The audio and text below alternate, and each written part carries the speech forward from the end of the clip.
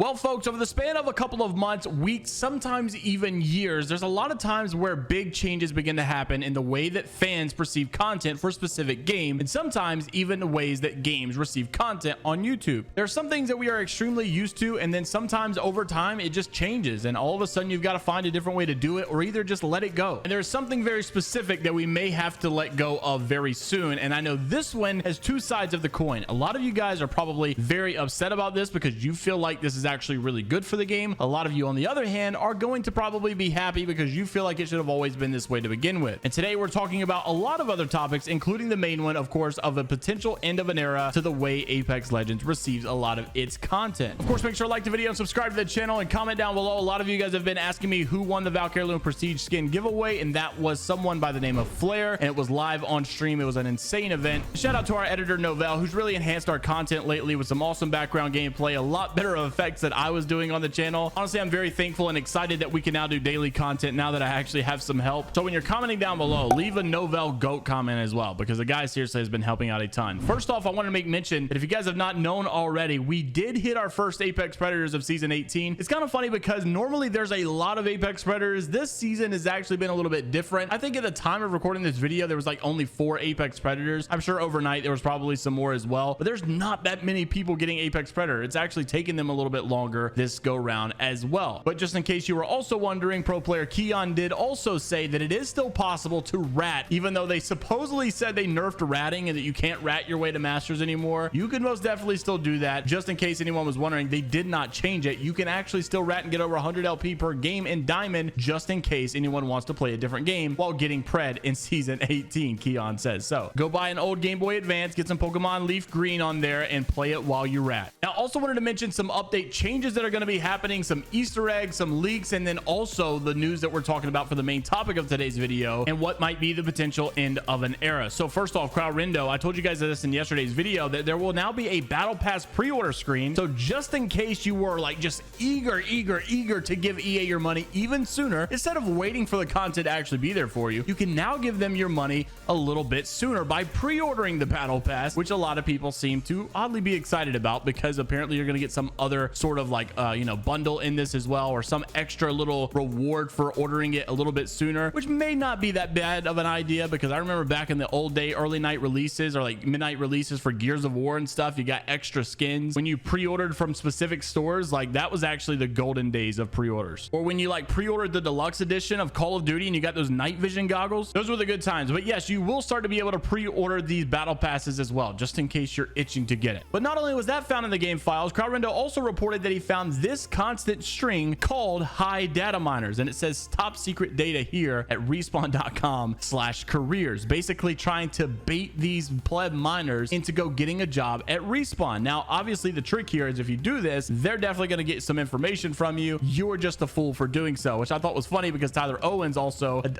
engineer over there for Respawn Entertainment, just with the gift saying do it. Like everybody's like, don't be dumb enough to actually do it. Also, it was just kind of throwing a little bit of shade of like, go get a job, which perfectly segues into our main topic of the day, because although it is a little bit of a joke for these data miners to quote go get a job, even though because Respawn does get aggravated with them sometimes, it doesn't mean that it was just simply a joke. There actually have been some obstacles thrown in the way of data miners, which is one of the driving forces of content for a lot of Apex Legends YouTubers and Twitter warlords as well, now that Twitter's paying like ads and stuff on there. Now we did briefly go over this in yesterday's video and how some data miners were actually able to find the way around it as well, and that's why you were still able to see some of the next events, the next skins and updates and stuff that were going to be coming. But now of the people that knew how to data mine, now only a certain percentage of those people know how to get past the obstacle. And even of those that were able to get past the obstacle to get some of this early information as to what's actually going to be coming in the next season or the next updates or the next events and all of these things, Crowrindo is one of those guys, and now also says we are at the end game now. This was his full detailed tweet earlier. I want to give a little bit more of insight about why it took me so much longer to data mine and what exactly is going to end data mining. This is big because there are a lot of channels that really rely on data mining in order to stay alive and thrive. Thankfully, we talk more about like reactions and how Apex pros or Apex fans are feeling about certain updates. So thank God I didn't put too much stock into this, because it seems like that stuff could be changing. With the latest patch, he says Respawn removed a couple of files that had scripts and map data, aka VPKs. Now it's easy to edit, change, and export a VPK file, which means that we can do little tweaks that help us actually data mining. But these assets being in art packs now mean that we can no longer edit them. Legion Plus, which is a software that I used to use to basically get some of these models out so that I can make my thumbnails and make the characters, do custom stuff as well. So Legion Plus currently can export that data, but when new mid-season updates come out, it won't be able to do it anymore. Not being able to get these scripts means that we will really have a hard time getting data and making in-game showcases as well, or a much longer process in order to do so. Also, the fact that Respawn releases events at launch and a lot more careful with DFS assets already killed data mining to begin with, so there isn't much to find anymore. This just might simply be the end of an era, Crowrindo says. And someone said explain in Apex terms simply means no more leaks. Now, of course, obviously not all leaks are still going to stop. You're still going to have plenty of things that will be visible, and of course still people can speculate on some of these things. The best way to put it is that we're just simply not going to be at the climax of data mining anymore, which, to be fair, I feel like we were already declining anyways, because let's be honest, although leaks still bring a lot of content, and although like leaks still bring a lot of views and hype for the new seasons, I really think over the last couple of seasons it's been less about leaks and more about actual leaks, like not data mining leaks, but like actual leaks from playtesters who speak and run their mouth and say things when they shouldn't say things and break NDAs and all of this stuff. It's been more so about these inside sources that come from people like iLoot Games. So although this might be an end of an era moment, I do feel like Crowrindo kind of hits the nail on the head, where it was already getting harder to begin with. It was already starting to die off to begin with, and things have really been drifting more towards like actual leaks verbally. So see it more as like one door closing and another door opening. If you're into that kind of thing, you may be the type of person that hates this stuff anyways. I saw some people in the comments that were really upset with like some of the lore spoils. That's not really what data mining is to begin with anyways. But yeah, I know some of you guys don't really like the data mining stuff, and then some of you do. So I'm interested to see how you guys actually feel about this stuff down in the comment section below. Is this an L for Respawn for them to do this, or is this a big W for them to protect themselves also? It's honestly weird because no other game like in history really allows this stuff that I know of. Most of the games actually are super hard on this stuff. I think in Call of Duty, if you did anything like this with data mining, they would really strike your channel pretty quickly. So I guess honestly it was really fun while it lasted, but from what we can see, there were some more things resurfacing about old legends and abilities and guns and stuff that were changing in these game files, like Blisk Payday Ultimate. Also a new ability called Zapper, which some people are thinking may be for the next legend Conduit. And then Thornton Smash also said that they were going through some of these game files here. They noticed a ton of weapons that seems like they could be for a PvE mode, with the most exciting of all of this being that Goliaths may actually have abilities. I've been waiting for this for so long. I would love for Apex to have a little bit more of a casual campaign mission type mode like it had with the Quest back in the day. So a PvE mode would probably be pretty fun, but let's just be honest, we've been talking about Apex adding a PvE mode for about 4.5 years since the game launched. Lastly, just in case you guys have not seen this, someone over on the Apex Legends Reddit thread had actually posted that his friend and him had actually found this weird door in the firing range. I've not found this myself, but I thought it was pretty interesting, where you can interact with it, but they don't really know what it's for. It's like a mysterious door, and people are trying to figure out what exactly this thing is. Now, the theories are going pretty crazy, but every legend seems to have a different reaction whenever you try to interact with it. So interested to see what you guys have to say about this, and what do you think this door could actually lead to? Also, let me know what you guys think about the end of an era with data mining potentially being on the cusp of its funeral. Make sure to like the video and subscribe to the channel, and also go check out our editor Novell. This guy is insane and really helped out the channel a ton. He also makes some really good Apex content himself. His video is right here on screen if you guys want to go check it out. I'll see you guys in the next one. Take care of yourselves. This is Viber Day, only positivity, and until the next time, I'll see you all later, Gators.